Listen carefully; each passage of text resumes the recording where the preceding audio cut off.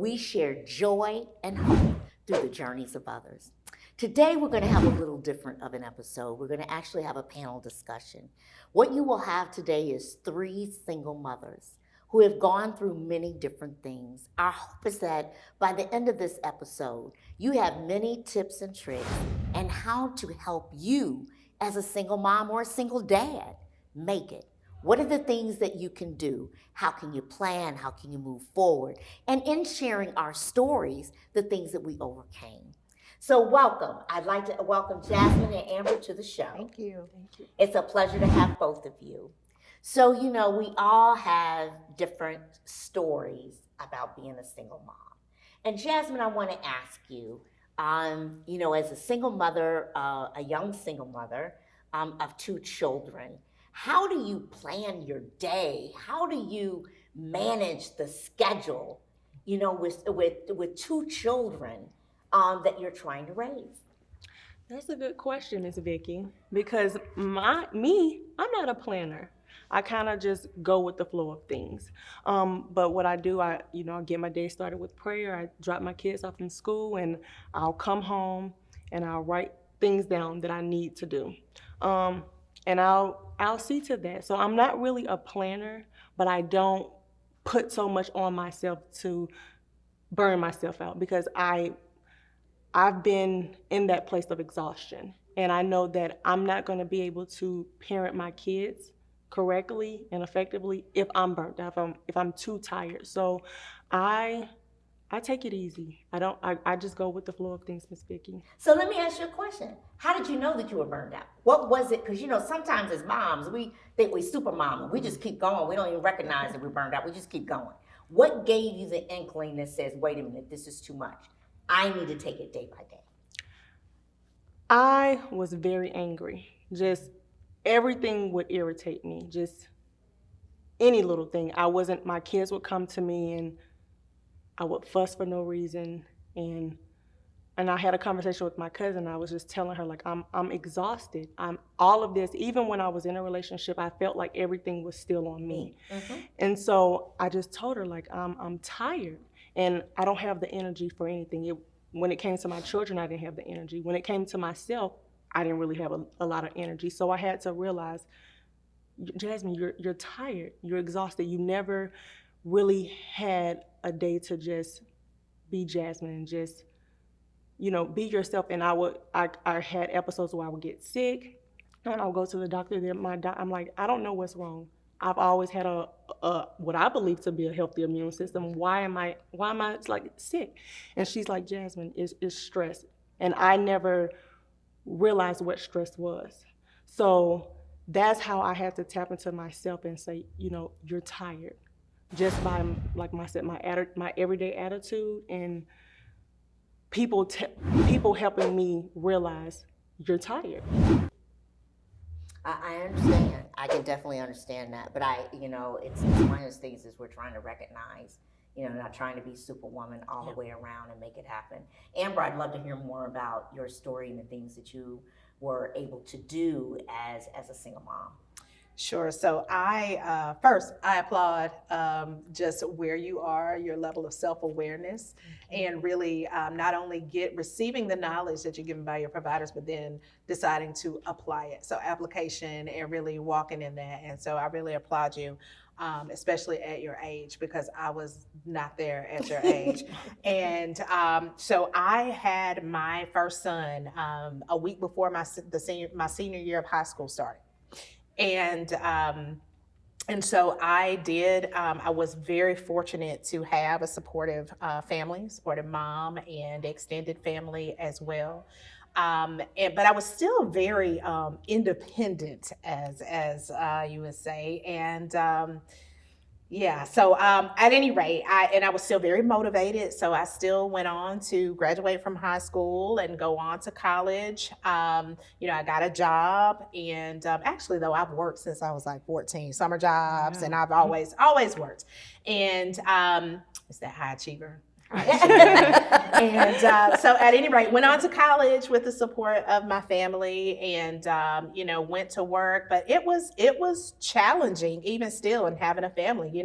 My friends, they didn't have kids, so they're going out having a good time, and I'm coming home. I've got to stay, with my son and make sure that, he has his needs met. I was in college, so the job that I had was not paying very much at the time.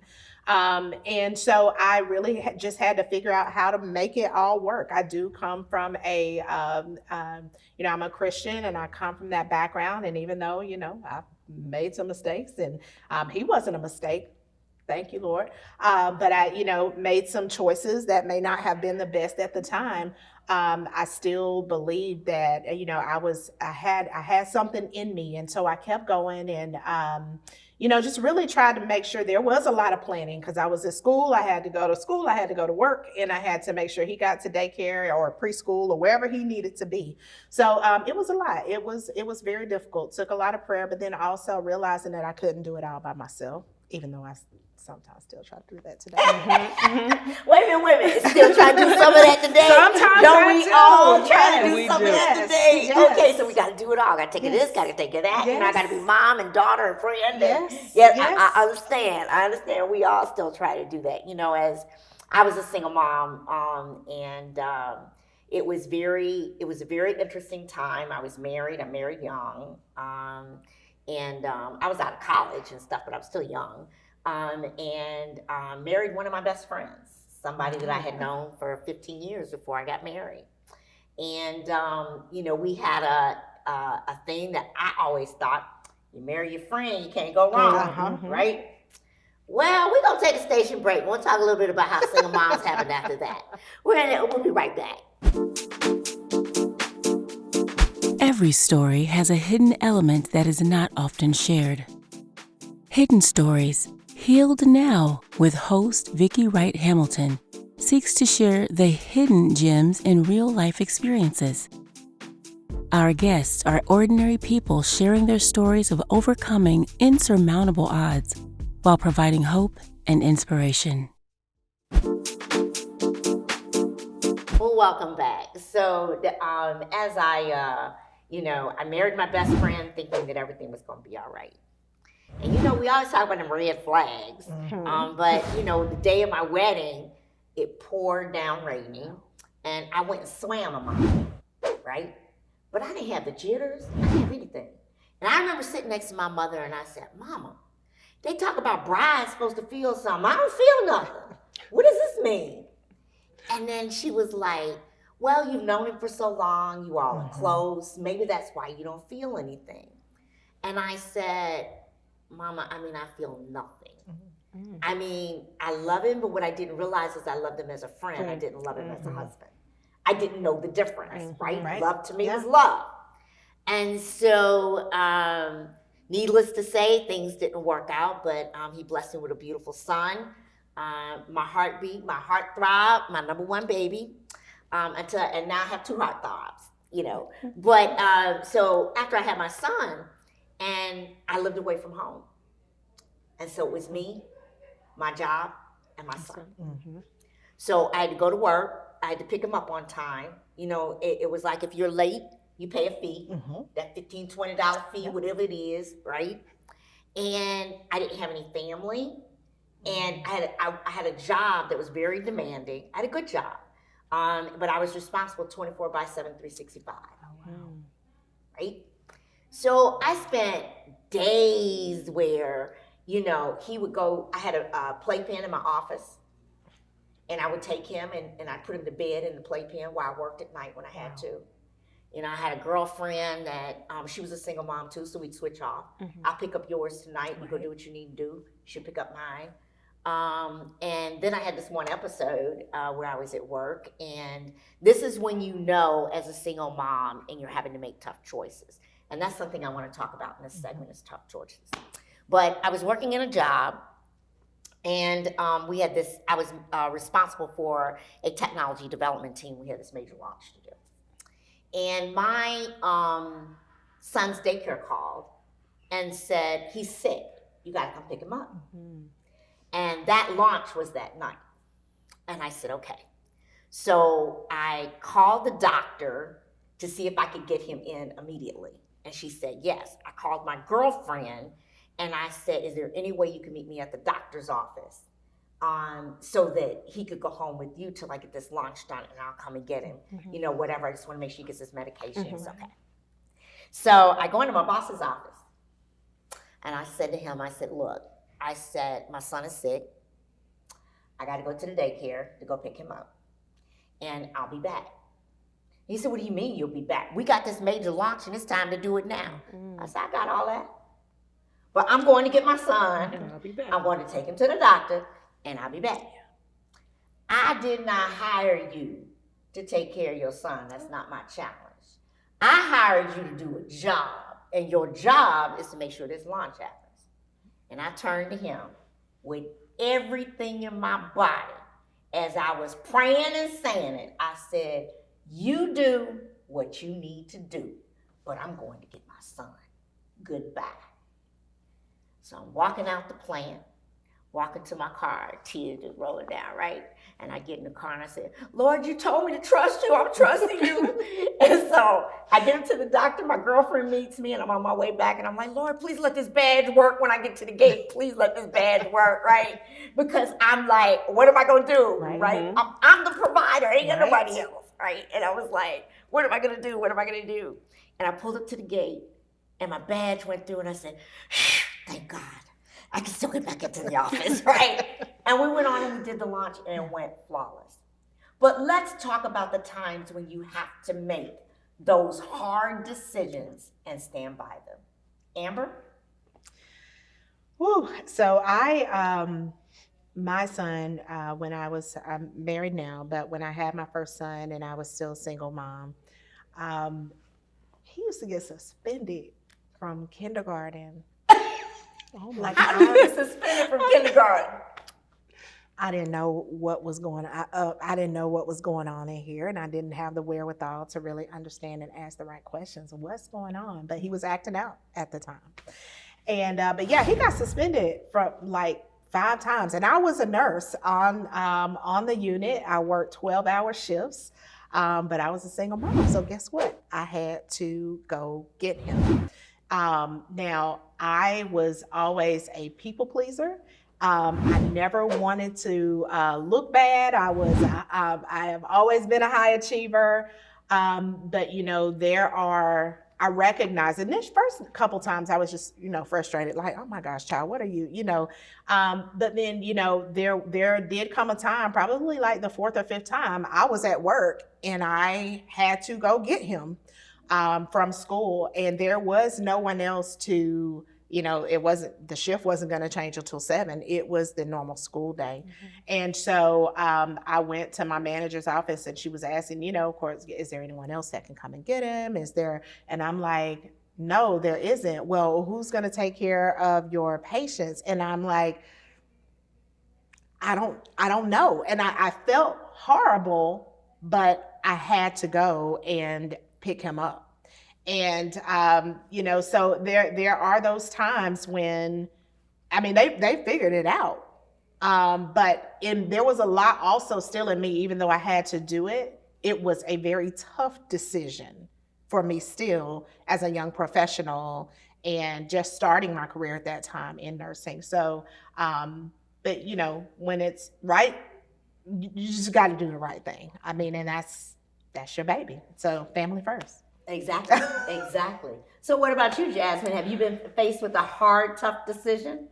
Well, my tough decision is a little bit different from you guys. It's not involving work. But my tough decision was actually leaving the man who fathered my daughter and sees about my son. So when I made that decision, I purposely made a choice to become a single mom because I had to stop putting my happiness in the back seat for others. So that's where my tough choice came in, when I made the decision that I'm going to do what's right by my children and I'm going to stand up for me and leave a toxic situation alone. So that was very tough for me because, like I said, I've always been independent, but it was, you know, I always wanted a 2-parent household because I didn't come from that. So I allowed a lot of things to go on to say, oh, I have a 2-parent household. So the day that I stood up for myself and said, I can't, whatever comes, I'm just gonna have to figure it out. But me and my children, we're gonna be all right. And that's the thing that I think is so powerful with single moms. They're going to be all right. Because, now that we're adults and we're working, I think one of the things that comes through, especially, as we were talking about bosses, if you were sick, they would have figured it out. So you came down sick at the office, so you just pretend I got sick. I'm going to go pick up my child, right? They'd have figured it out. But we don't think about that in the heat of the moment. We're thinking about all the negative things that are possibilities, but don't necessarily have to be reality. That is true. So we're going to take a station break. We'll be right back. Every story has a hidden element that is not often shared. Hidden Stories, Healed Now, with host Vicki Wright Hamilton, seeks to share the hidden gems in real-life experiences. Our guests are ordinary people sharing their stories of overcoming insurmountable odds while providing hope and inspiration. Thank you for joining us again back on Hidden Stories Healed Now. This is a really, really interesting episode. And as we sit and talk about, we talked about making tough decisions and moving forward. But as life goes on, some of us are dating and some of us are getting married. Let's talk a little bit about that transition of actually going from single mom to dating and trying to find that mate to single mom to being married. So what about that, Amber? What about that? Well, I will say that I have been married now for this year will be 17 years. Praise God. To the father of my second 2 sons. So I've given birth to 3 boys. Yes, very proud boy mama and girl mama, because now I also have 3 girls by marriage. So we've got our own little Brady Bunch. All right. But I do remember, when I started dating my husband, and, I had a son that I also had to attend to. So I remember I was living with my grandmother at the time. My son and I were living with my grandmother. And I remember that, initially I didn't want him to meet my son. And so it was probably a good, maybe 6 months or so before they met each other. But I had a lot of questions for him because, mind you, I said I now have 3 daughters as well. So we were both coming to the relationship with kids. And I will say that there was a lot of, and my mom and my aunt, they had to do some, kind of conversations with me on, I was like, I don't want a man with no kids, but I really like him. I like this guy. And they're like, pot calling the kettle black. I mean, you're bringing a kid to them. And so, but I could tell that he absolutely adored me, and we still adore each other to this day, my husband and I. And he really, he really adored my son, and I began to see things in him that my son could actually, a man that he could look up to, and that my son still looks up to this day. And so it was challenging, though. And I will tell you, the one thing that really sticks out in my mind is being so independent. And now having a mate and a spouse, and we've been married 17 years, and he's gonna chuckle when he sees this today. It's still challenging for me to learn how to step out of the way. I don't have to do it all. Like, move over a little bit. And so that is something I think that has to be super intentional, really having we didn't do this, having the conversation about how we wanted to raise our kids and parent, together, because I had always been doing it all myself. And so really had to learn some new behaviors. It was an adjustment, but hey, love conquers all. I guess so, if we could say 17 years later. So Jazmine, tell us about the dating world, going from being a single mother and trying to get into the dating world, and what that looks like. So at this current moment, I'm not dating anyone. I want to just focus on myself and my children. Yes. And like I shared with someone, I said, I don't know myself outside of a relationship. So I wanted to take this moment to just learn myself, get in tune with myself, because there's things that I need repaired, and I don't want to go into another relationship with holding on to baggage and traumas and things like that. So of course I want to be married, I'm putting that in the universe. I do want a husband, and I want that family, I want that family structure. But at this moment, I'm just taking it easy, Miss Vicki, and focusing on myself, the betterment of myself and my children. And you know what? I think that's another message, because every time you're a single mom doesn't mean you have to have somebody to complete you. Mm-hmm. There are times in our lives that we have to become self-aware and recognize that there may be baggage that we need to deal with before we can bring our whole selves to a relationship, in terms of what that looks like and moving forward. I know when you go through that dating thing, and it's about my kids or my pride and joy. So as I was a single mom, I ended up having a second child, and I had two sons, and I was very protective, and I made my bed, I lied in it. I paid the bills, I ain't asked nobody for nothing. I was like, Miss Independent, right? You can do it, you got this, it's all good. And then I met a man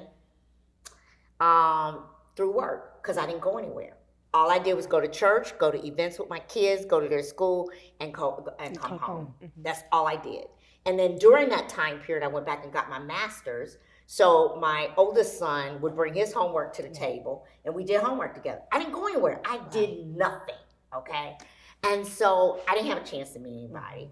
And I remember sitting on the couch one day, and I was like, Lord, I know I'm not gonna be single for the rest of my life. I know you're gonna bring somebody, right. But I'm ready whenever you think I'm ready, okay? So I ended up meeting my husband at work, and I was the client and he was the consultant, okay? And when he came in to present what his company could do for us, I wasn't a bit more thinking about that man than the man on the moon, okay? He was coming in, and I was responsible for the project, right? My CEO asked me to run the project. I was like, whatever.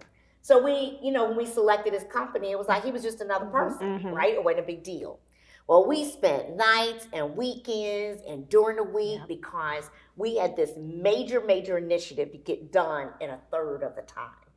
So we had times over holidays. So he was staying over the weekend. I remember, and I asked him, I said, look, if you want to come and have dinner at my house because we're going to continue to work, that's fine.